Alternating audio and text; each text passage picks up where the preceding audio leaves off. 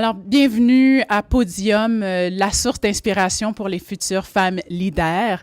Alors, aujourd'hui, je m'assois avec une femme remarquable. Elle est une gestionnaire, une coach professionnelle. Elle est une personne qui s'implique aussi beaucoup. Elle s'implique au niveau des enfants qui ont le TDAH ainsi que leur famille. C'est une personne extrêmement talentueuse. Elle illumine l'espace dans lequel elle se trouve. Son énergie, son sourire fait en sorte que ses collègues la respectent et l'admirent. Alors, je suis tellement chanceuse et honorée d'être aujourd'hui avec notre invité, Paul Rouleau. Alors, bienvenue, Paul.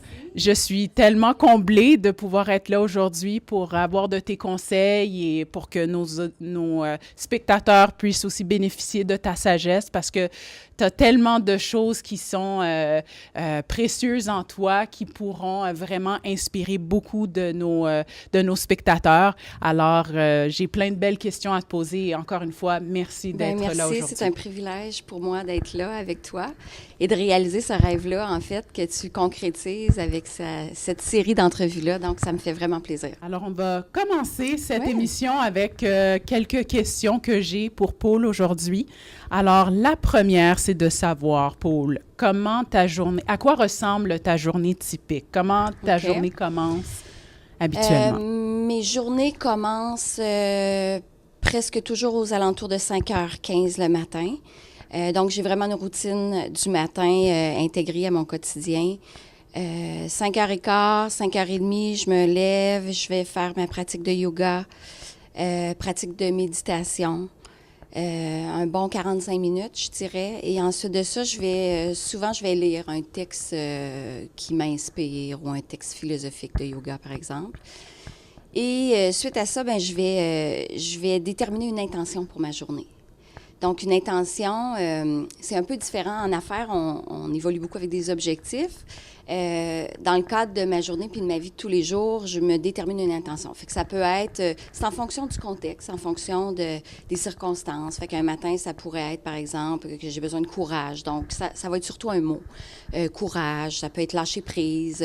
Souvent, je vais me donner la lenteur comme intention parce qu'on a des journées assez... qui va vite, où on a plein de choses à faire. Des fois, ça peut être moment présent, de m'assurer que je vais être dans le moment présent le plus possible au courant de ma journée. Donc, je me donne une intention. Et là, bien, autour de 6h30, là, c'est les enfants, le rush de l'école qui débute. Et puis, après ça, c'est mon arrivée au travail avec mon équipe dans mes bureaux. Soit je donne des formations, des coachings, ou je suis tout simplement au bureau pour passer ma journée.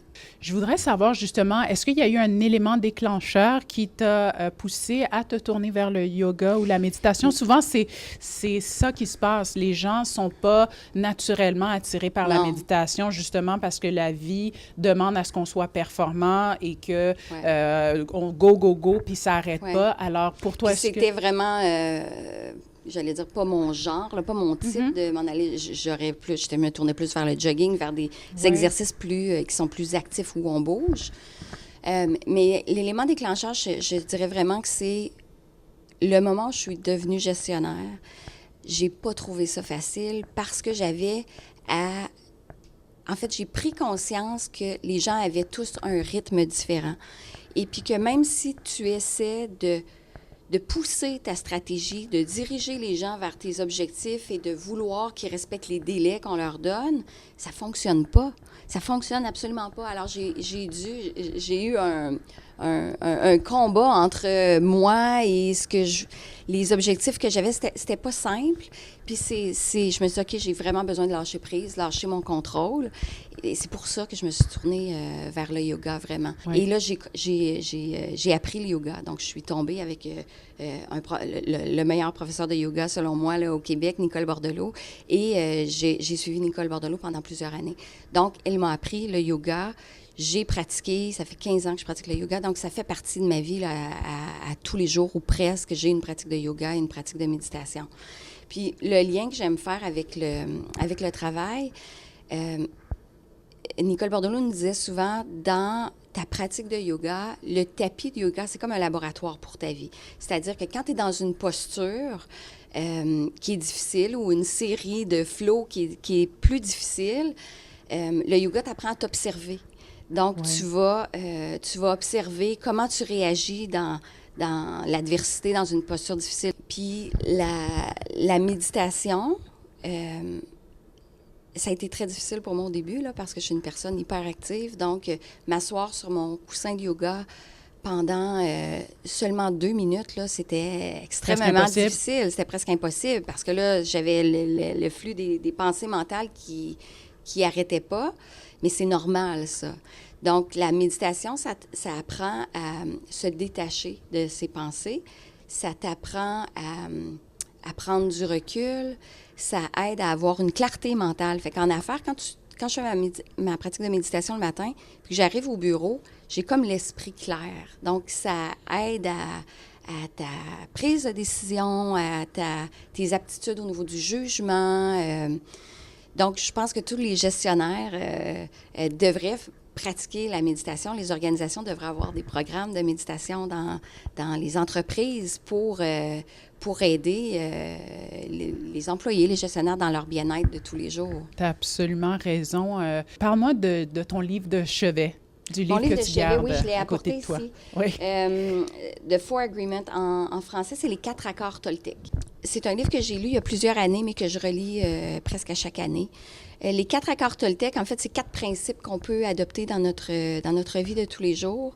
Le premier principe, c'est être impeccable avec ses mots. Le deuxième principe, c'est toujours faire de son mieux. Le troisième, c'est ne jamais rien assumer. Et le quatrième, c'est ne rien prendre personnel. Et moi, les 2 premiers, là, vraiment, je les pratique à chaque jour. Je dis souvent le mot pratique parce que je n'aime pas dire je les travaille, je m'entraîne. Pour moi, c'est une pratique personnelle.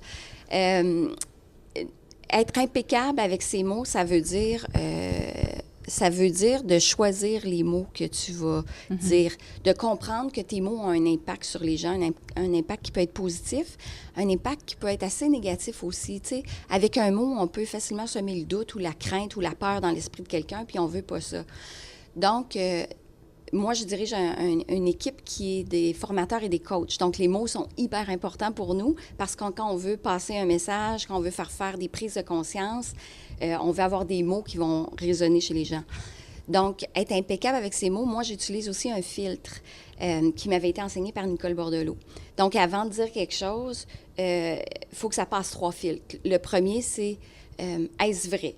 Est-ce que je dis vrai? Est-ce que c'est la vérité, ce que je vais dire? Est-ce que c'est un peu amplifié? Est-ce qu'il y a une distorsion? Est-ce que c'est la vérité? Deuxièmement, est-ce nécessaire? Souvent, on va dire des choses puis c'est pas nécessaire. Ou on va dire des choses parce qu'on va donner un conseil, on va donner un feedback.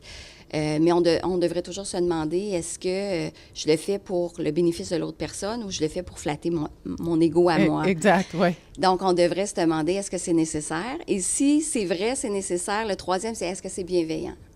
Donc, est-ce que c'est quelque chose qui va être bon à dire, va faire du bien, va être positif?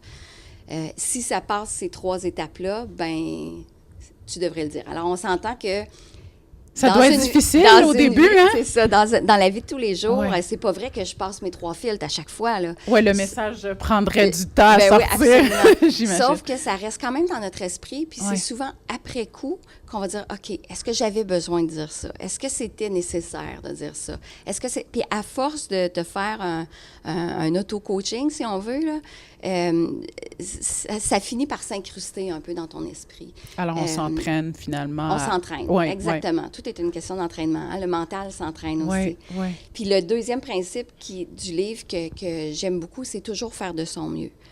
Je suis une personne qui donne toujours son 100%, son 150% dans ce que je fais. Je suis passionnée, je veux en faire beaucoup. Donc, ça m'a appris que toujours faire de son mieux, c'est excellent. Mais toujours faire de son mieux d'une journée à l'autre, c'est pas toujours la même chose. Fait qu'une journée, je peux être à 150%. Le lendemain, mon mieux va peut-être être à 70%. Puis c'est correct. Fait que moi, mon défi, c'est d'apprendre à gérer le 70%. Mais c'est ça, c'est qu'on fluctue en fonction des circonstances, en fonction de la vie, en fonction de ton état physique. Est-ce que tu es fatigué? Est-ce que tu es dans un bon contexte? Donc, c'est de se donner aussi la chance de ne pas toujours vouloir être parfaite tout le temps. Mais est-ce que quand tu parles de son mieux, ça a rapport à l'intention que tu te donnes? Parce que je sais que Ouais, lorsqu'on peut être s'était ça. parlé, on s'était parlé de l'intention. Est-ce que son mieux, c'est de se dire, OK, aujourd'hui, j'ai fait l'effort au moins Oui, d'accomplir oui, mon intention versus une exactement. autre journée où ce qu'on n'a pas nécessairement Oui. atteint. Puis des fois, je me donne une intention tous les matins. Oui. Puis des fois, le soir, avant de me coucher, je fais oh, j'ai complètement oublié mon intention. Puis d'autres fois, ben ça me revient en cours de journée. Tu prends le temps, tu prends une pause. Donc oui, tu te donnes une intention. Puis si mon intention, c'est par exemple de pratiquer l'écoute, ce qui est important pour moi comme gestionnaire, ben en cours, des fois, je me mets des post-it sur mon bureau pour me rappeler qu'est-ce que je veux pratiquer aujourd'hui. C'est pour ça que j'emploie souvent le mot pratique. Oui. Ça vient du yoga, ça, parce qu'on a des pratiques du yoga, mais je pratique dans ma vie plein d'autres choses, là, tu sais, comme les 4 accords Toltec, je les pratique aussi. Je pratique aussi, j'ai étudié en psychologie positive, comme je disais, je pratique plein de choses, la psychologie positive aussi. Tu sais, ma vie, c'est ça, dans le fond, la vie, c'est se pratiquer à, Ouais. à être meilleur. C'est d'y mettre les efforts, justement, à chaque jour pour s'améliorer. On fait face à la critique parfois. Comment, toi, ça serait quoi tes conseils pour gérer la critique? Pour gérer la critique, c'est une très bonne question. D'abord, la critique, pour moi, personnellement, ça n'a jamais été facile. Quelqu'un qui est dans la performance, c'est difficile de prendre la critique. Mais quand tu reçois une critique, il faut le voir comme un cadeau.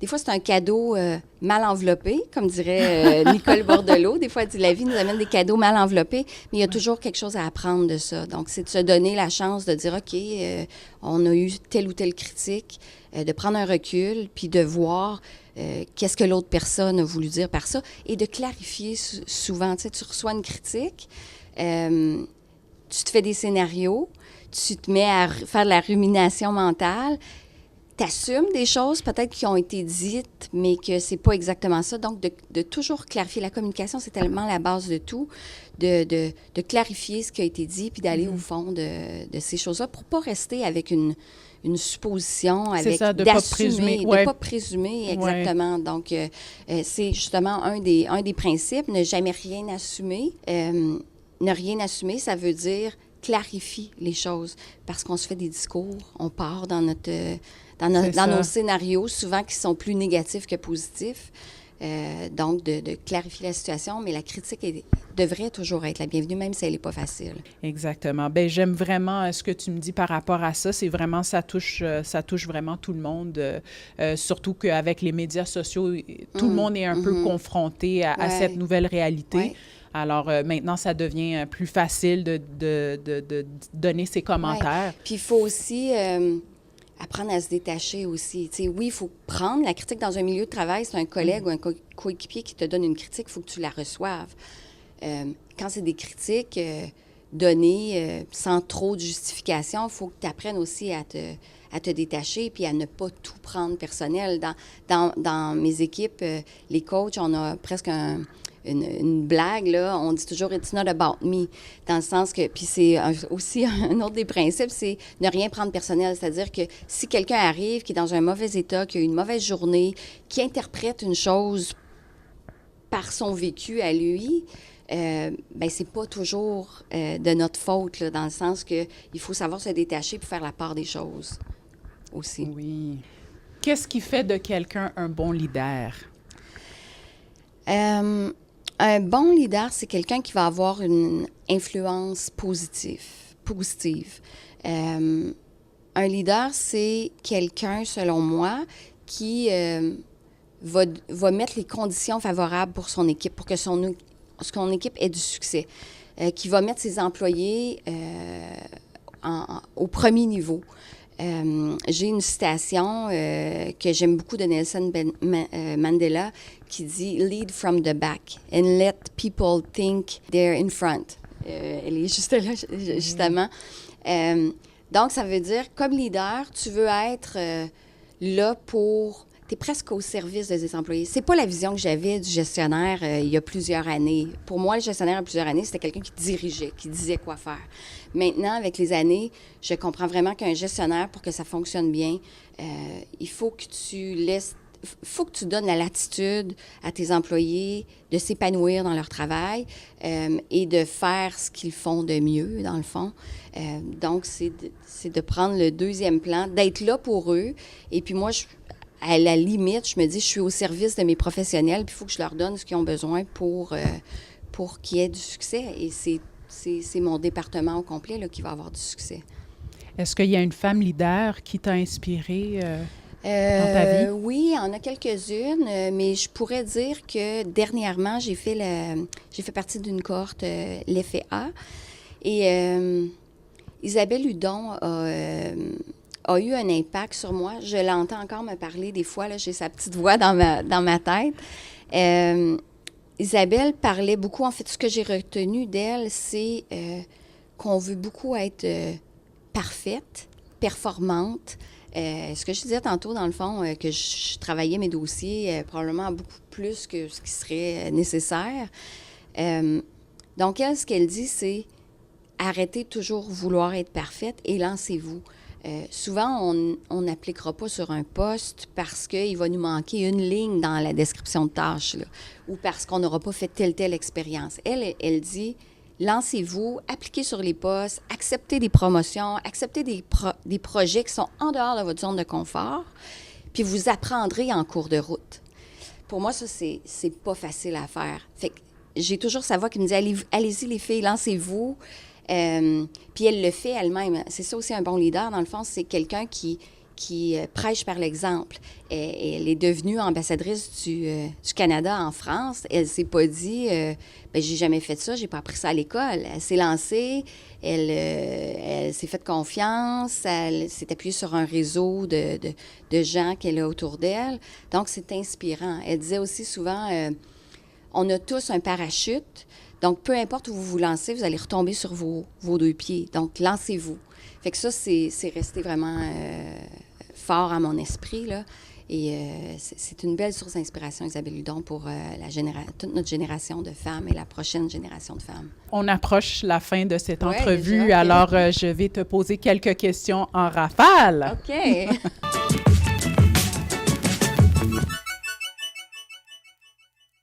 Quelle est la chanson qui t'inspire ou qui te met de bonne humeur? OK.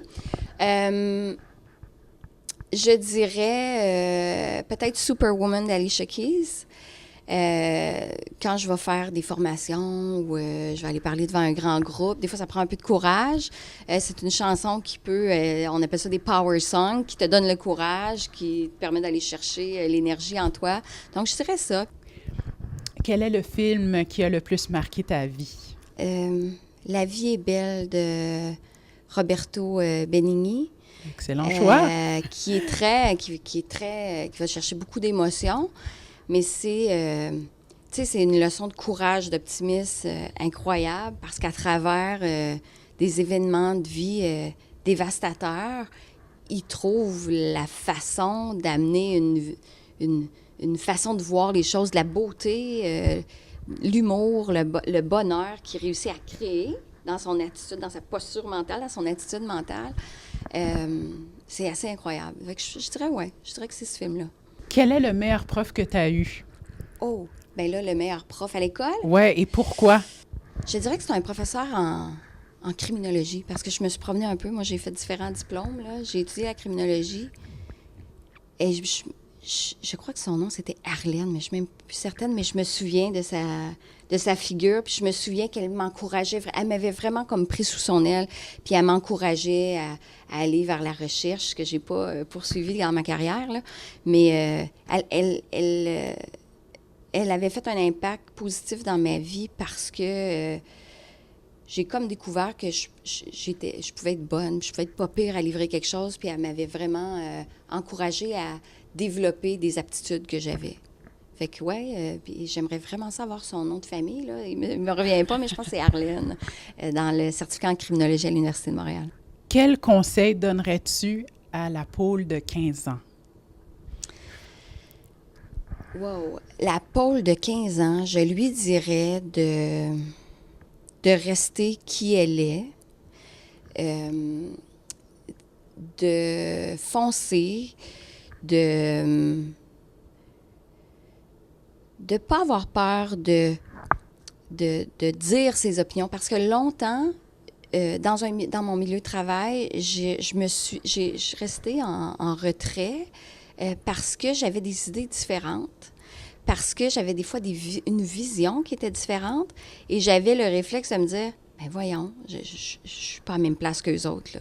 Puis avec le temps, je me rends compte que c'est une de mes forces, de penser différemment, d'amener les gens à se re-questionner, à, j'allais dire, défier ou challenger des convictions, des façons de faire. Donc, ce que je voyais comme une faiblesse dans le passé, d'être un peu différente du troupeau, est maintenant une force parce que j'aime amener les choses ailleurs, j'aime ébranler un peu les fondations et remettre les choses en perspective, remettre les choses en question. Avec quel personnage historique tu aimerais souper? La personne peut être vivante ou morte. Oui, bien ça, c'est clair, c'est avec Gandhi. J'aimerais vraiment... Ah oui, j'aimerais vraiment ça, passer du temps avec Gandhi si je pourrais. Il a accompli des choses, il a eu un impact positif dans le monde avec de la non-violence, avec de la non-réaction, qui est quelque chose que j'essaie de cultiver chez moi. Donc, j'aimerais vraiment ça. Je peux écouter le film de Gandhi très souvent parce que ça m'inspire. Je suis même allée au musée Grévin il y a à peu près 2 ans. Il y a une statue de cire de Gandhi. J'ai pris une photo à côté de lui. Puis, on dirait vraiment que j'ai passé quelques heures avec Gandhi. Donc oui, j'aimerais vraiment ça, passer du temps avec Gandhi. Oui. Paul, j'aimerais ça que tu regardes ta caméra et que tu nous dises quelle est la prochaine femme que tu aimerais voir interviewée dans le cadre de cette capsule. OK. Alors, j'aimerais voir Mary Egerman, qui est conseillère en placement chez Valeurs Mobilières Desjardins, répondre à ton invitation, Caroline, d'entrevue. Mary est une gestionnaire de portefeuille accomplie. Elle a écrit un livre qui s'appelle « L'investisseur ceinture noire ». Donc, Mary est ceinture noire de karaté et elle fait le parallèle entre la discipline du karaté et la relation saine qu'on peut avoir avec l'argent. Alors, je suis certaine qu'elle aura plein de choses intéressantes à te communiquer. Alors, Mary, je t'invite à accepter l'invitation de Caroline. Alors, merci beaucoup, Paul, d'avoir accepté notre invitation. Merci à toi, vraiment. C'était super agréable. Merci.